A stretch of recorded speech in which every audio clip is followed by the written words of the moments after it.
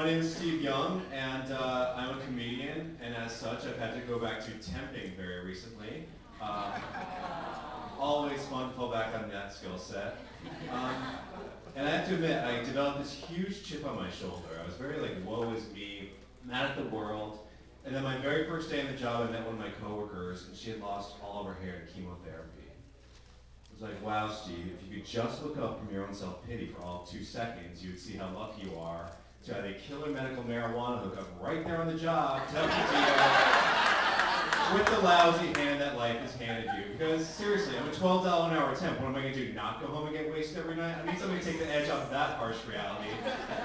So right after meeting her about 2 hours later, cut to me, cancer girl, getting high in the parking structure. She was a hoot and a holler, and I was shockingly productive. I went right back to my desk and I powered through. I must have read at least 30 entries in Bjork's online dream journal, the Bjork blog. And me too, Bjork. I thought I was the only one that turned out I was a futuristic robot dog fighting the Yakuza in Japan. LOL, sideways smiley face. Help me, Bjork. I hate my life. I love starting with that joke because I feel like it makes everyone uncomfortable that I'm going to be like a motivational comedian. Like, and I realized I was lucky to be healthy, but I'm bummed. Hell with that. I was hanging out at my friend's house, and he had the exact same 1976 World Book Encyclopedia set that I had growing up. Very useful to have that in the internet age, just have that lying around. And I said to him, I'm like, yeah, there's probably a lot in there we can learn about Governor Reagan. And he said, I'm sure there's a lot about East Germany that we can learn. And then he said, I bet Negro is in there. It's like, wow, that's a really sudden jump, but let's look it up. Because I was feeling inquisitive, and by inquisitive, I mean I brought the medical marijuana with me. Ladies and gentlemen, the World Book Encyclopedia delivered. Negro was in there. It starts out just big block letters, Negro, and there's a picture of the Negroes all working together in a totally unintegrated office setting. They're rocking the 70s. They're rocking like, you know, the plaid bell bottoms and the pleather blazers. But I gotta say, 70s Negro business casual, very LA 2008. I would die for some of those outfits. I'd love to wear them out. But then it says Negroes, although they prefer to be called blacks. And the word blacks is italicized, because I guess that's really highly technical and no one's gonna know what that is. I like that it says, although they prefer to be called blacks. It's like, they prefer a lot of things, but let's not go down that road, because that's a pretty slippery slope. And then it breaks it down, the subsets of Negroes for you. A half Negro is a mulatto. The italics come back for that. A quarter Negro is a quadroon.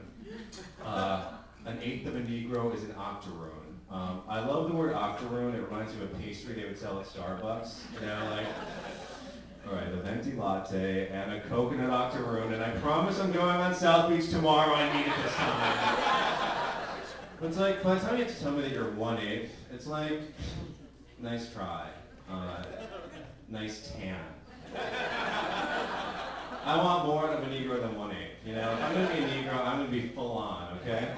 I think my spinning instructor is an octoroon. She blacks it up a good 3 shades darker than she has any right to. And, you know, she's like, get up out of your seats for Kanye, we're going to take this climb. And, you know, it's just like, you know what, the jig is up. You can't pull off something that street when you've already told you from Palm Springs. And saying you're straight out of the PS doesn't make it any better. But I like octoroon spinning instructor. She's good people. She's great at her job. I mean, her sequin bandana is magenta, and I think for a spinning instructor, that's like their black belt.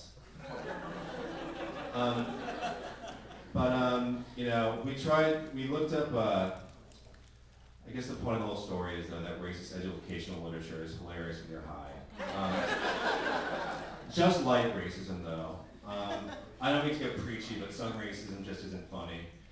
We looked at Orientals after that, and we were bummed. It wasn't in there. You know, it was 1976, right after the Vietnam War. You know they had some stuff they wanted to get off their chests. But hey, holidays.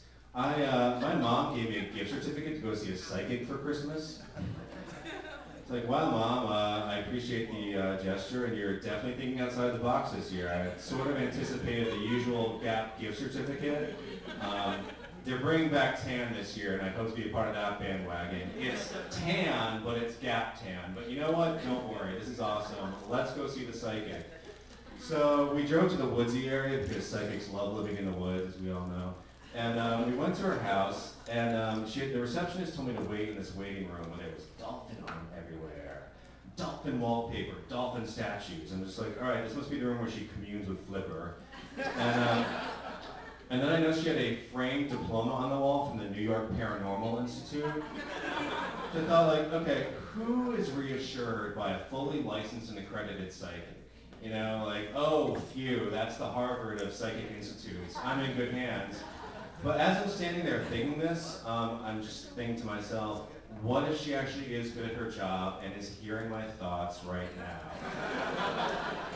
So I had to like backtrack in my mind and unthink that. I just said, wow, those are all examples of what I would think if I were a jerk who couldn't appreciate how amazing this experience is going to be. Because I'm smooth like that, people. I went to college, even though I'm a 10. So the psychic came downstairs, and she told me some really fascinating stuff. You guys are going to think I'm bragging. I'm totally not. She said that I have a huge blue energy field, and she could feel it from upstairs. So, if any of you came in here tonight and you're like, wow, I feel like I'm entering a huge blue energy field, don't worry, you're not going crazy, and you're welcome. It's like free admission, all these funny people, and you get to kick it in my huge blue energy field, and like, lucky you. And then she told me that I'd be going to China in March. And my first reaction was the obvious. I'm like, wow, that looks really smelly on TV. I hope that's not true. And she said, that may be, but I also see you packing some Febreze. So you're going. Sure enough, March rolled around, and I found myself boarding a plane bound for guess where? Guess. I heard someone say it. Phoenix, Arizona, because my sister lives there. She picked me up at the airport and said, Steve, welcome to Arizona. What do you say, dinner at Pia Chang's on me?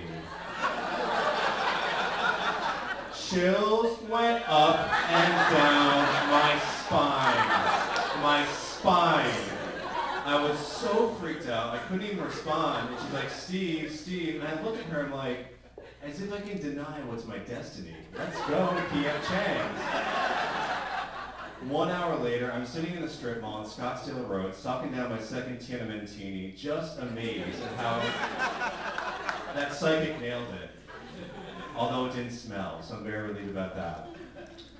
All right, thank you very much, everyone. I'm Steve Young. You guys have been great.